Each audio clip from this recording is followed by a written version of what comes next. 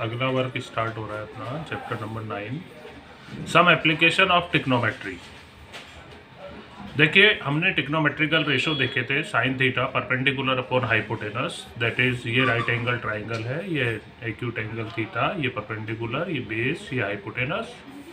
तो perpendicular upon hypotenuse that is AC upon AB, cos theta base upon hypotenuse BC upon AB, और tan theta perpendicular upon base AC upon BC। और बाकी के तीन ratio इनके inverse होते हैं। साइन का inverse cosec theta hypotenuse upon base, उसमें भी यही दोनों साइड आती हैं। कोस का inverse sec theta hypotenuse upon base, उसमें भी यही दोनों साइड आती है। और टेन का inverse cot theta base upon perpendicular BC upon AC। साथ में हमने 8.2 एक्सरसाइज जो हट गई है, लेकिन उसको मैंने समझाया था आपको, टेबल बताई थी। उस टेबल में हमने 0, 30, 45, 60 और 90 डिग्री के लिए इन रेशोज़ की वैल्यू देखी है। उन्हीं वैल्यूज़ का यूज़ होगा इसमें। तो भाई अगर राइट एंगल ट्राइंगल की दो साइड हमें मालूम हो तो थर्ड साइड हम पाइथागोरस की हेल्प से निकाल लेते हैं। बट अगर एक साइड की लेंथ मालूम हो और एक एक्यूट एंगल मालूम हो जो टेबल वाला है 30, 45, 60 डिग्री में से, तो हम इन ट्रिग्नोमेट्रिकल रेशो की हेल्प से अदर साइड्स फाइंड कर सकते हैं। तो ये बेसिक रूल है इस चैप्टर का कि if we have a side and an acute angle of the table of a right triangle, then we can find other two side by the help of about trigonometrical ratio. जैसे suppose करो आपको perpendicular दे रखा है, perpendicular की length बता रखी है, theta बता रखा है जैसे 30 डिग्री, और हाइपोटेनस निकालना है। तो हम साइन थीटा जिसमें परपेंडिकुलर और हाइपोटेनस आती है, ये रेशो लेंगे sine 30 is equals to perpendicular की length upon hypotenuse AB। Sine 30 की वैल्यू 1/2 होती है, क्रॉस मल्टीप्लाई करने से वो साइड निकल जाएगी आपकी, है ना। सिमिलरली अगर आपको परपेंडिकुलर देकर बेस पूछ रहा है तो परपेंडिकुलर और बेस का रेशो 10 ले लेंगे। 10 30 is equals to perpendicular upon base, perpendicular की लेंथ रख देंगे, बेस अननोन रहेगा, क्रॉस मल्टीप्लाई करोगे वैल्यू निकल जाएगी। तो ऐसे तीनों में से एक साइड अगर मालूम हो और एक एक्यूट एंगल मालूम हो तो अदर टू साइड हम फाइंड कर सकते हैं। साथ में एक और चीज़ कि अगर दो साइड की लेंथ मालूम हो या उनमें रिलेशन मालूम हो कोई सी भी दो साइड की, तो हम with the help of this trigonometrical ratio we can find also the corresponding acute angle of the right triangle. क्योंकि जो दो साइड हमें गिवन होंगी हम उन्हीं का रेशो लगाएंगे, उसी रेशो को यूज़ में लेंगे, और उसमें जैसे परपेंडिकुलर और बेस की लेंथ दे रखी है तो हम टेन थीटा लेकर अननोन एंगल को थीटा मानकर परपेंडिकुलर बेस की वैल्यू पुट कर देंगे।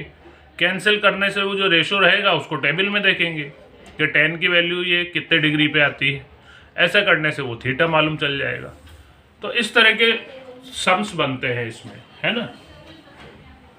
एक ये दो एंगल की डेफिनेशन, एंगल ऑफ एलिवेशन और एंगल ऑफ डिप्रेशन। देखिए जैसे ये कोई पोल है, ये पोल का टॉप है, ये बॉटम है, ये ग्राउंड है नीचे, या हॉरिजॉन्टल लाइन है ये, है ना।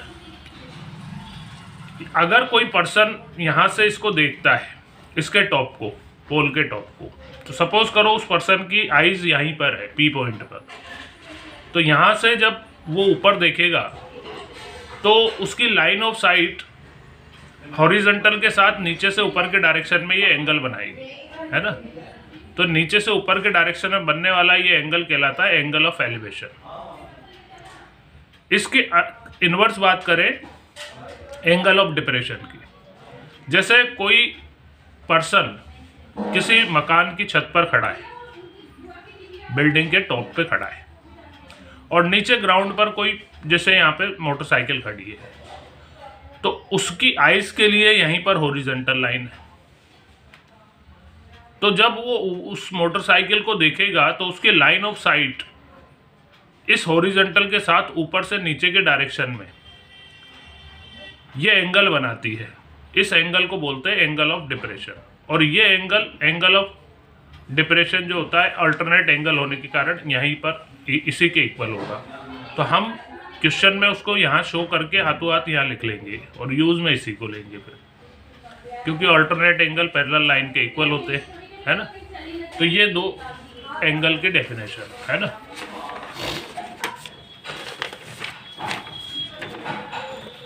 ये angle of elevation, angle made with the horizontal from downward to upward direction is called the angle of elevation, while angle of depression, angle made from the horizontal from upward to downward direction is called angle of depression। एक ये √2 और √3 की approximate value है, √2 की 1.414 और √3 की 1.732, क्योंकि हमने पूरी टेबल में देखा ये दो ही टाइप के रूट है ना।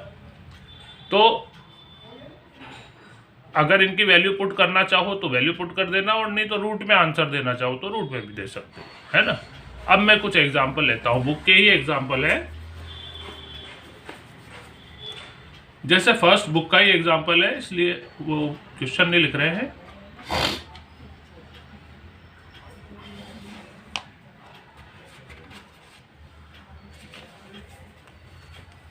ये फर्स्ट एग्जांपल है आपका,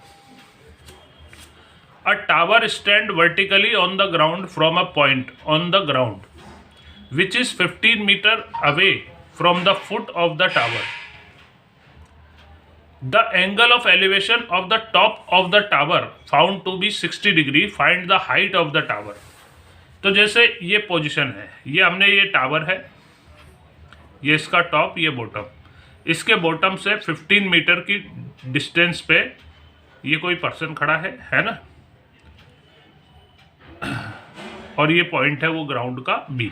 यहाँ से एंगल ऑफ एलिवेशन इसके टॉप का दे रखा है 60 डिग्री। अब आपको बेस तो दे दिया और इसकी हाइट पूछ रहा है टावर की, तो यानी परपेंडिकुलर निकालना है, बेस गिवन है, तो परपेंडिकुलर और बेस का रेशो हम लेंगे। तो let be A C is equals to h metre high tower and point on the ground is B. तो एंगल बी आपको दे रखा है 60 डिग्री, BC दे रखा है 15 मीटर। तो trigonometrical ratio 1060 in triangle ABC, 1060 is equals to perpendicular upon base that is AC upon BC। AC की length h, BC की लेंथ 15 और 1060 की वैल्यू टेबल में से √3 क्रॉस मल्टीप्लाई करोगे तो h is equals to 15√3।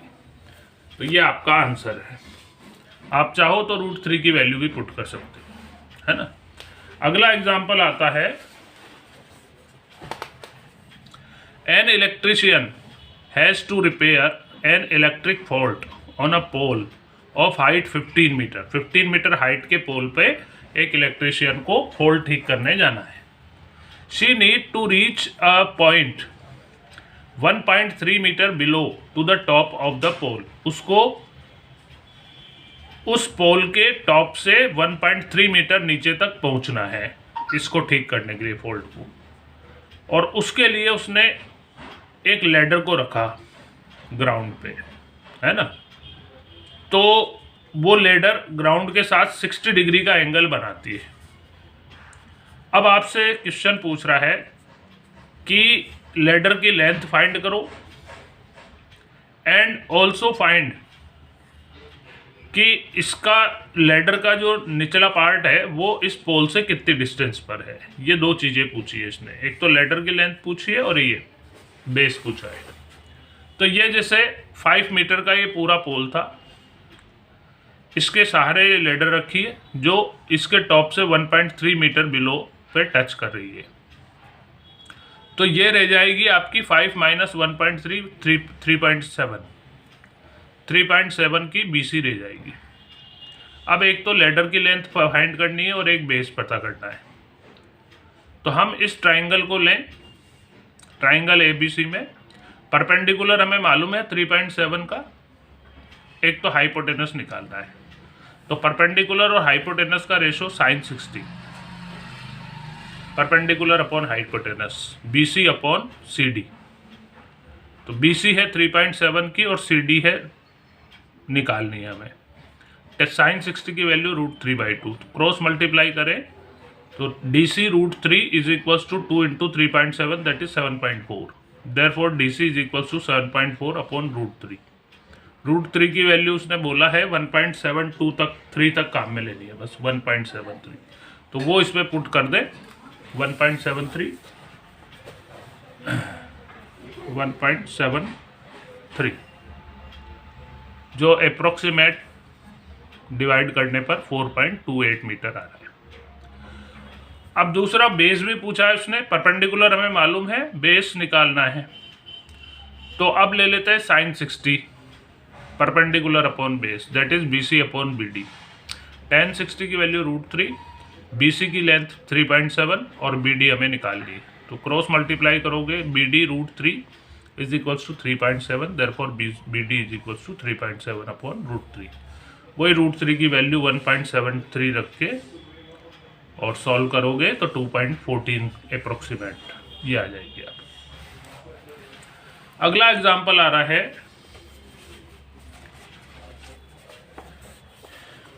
N observer 1.5 metre tall, एक observer है जिसकी हाइट है 1.5 metre, is 28.5 metre away from a chimney, एक चिमनी से 20.5 मीटर दूरी पर खड़ा है। The angle of elevation of the top of the chimney from the eyes of is 45 degree, उसकी आंखों से चिमनी के टॉप का एंगल ऑफ एलिवेशन 45 डिग्री है। What is the height of the chimney, chimney की हाइट फाइंड करनी है। तो जैसे ये पोजीशन हो गई अपनी, ये जैसे चिमनी है पूरी, है ना, ये वो ऑब्जर्वर है जिसकी हाइट दे रखी है 1.5 मीटर, और ये ऑब्जर्वर इस चिमनी से 28.5 मीटर डिस्टेंस पर खड़ा है। तो ये ऑब्जर्वर की आइज हुई C पर, यहाँ से इसके एंगल ऑफ एलिवेशन, तो यहीं पर हॉरिजॉन्टल ड्रॉ करना पड़ेगा हमें, ये एंगल ऑफ एलिवेशन 45 डिग्री का। अब आपसे पूछ रहा है ये कि इस चिमनी की हाइट कितनी होगी, तो क्योंकि ये रेक्टेंगल है तो ये रेक्टेंगल की अपोजिट साइड इक्वल होती है, तो ये 28.5 तो ये भी 28.5, ये 1.5 की तो ये भी 1.5 की। अब इस ट्राइंगल ACDE में tan 45 लगाएंगे, क्योंकि परपेंडिकुलर हमें निकालना है, बेस मालूम है 28.5, तो tan 45 is equals to AE upon AC, perpendicular upon base, AE upon 28.5 और tan 45 की वैल्यू होती है 1, क्रॉस मल्टीप्लाई करोगे तो AE की लेंथ निकल गई 28.5, AE की लेंथ 28.5, इसमें 1.5 और ऐड कर दोगे तो पूरी चिमनी की हाइट हो जाएगी। तो height of the chimney AB is equals to AE plus EB that is 28.5 plus 1.5 30 metre, ठीक है ना। ये है आपके। अब दो एग्जाम्पल ले रहे हैं एंगल फाइंड करने के, है ना, हालांकि क्वेश्चन है नहीं एक भी एंगल फाइंड करने का, लेकिन क्वेश्चन बनते हैं। A ladder of length 10 meter is touches a wall at a height of 5√3 meter. Find the angle made by ladder from the ground.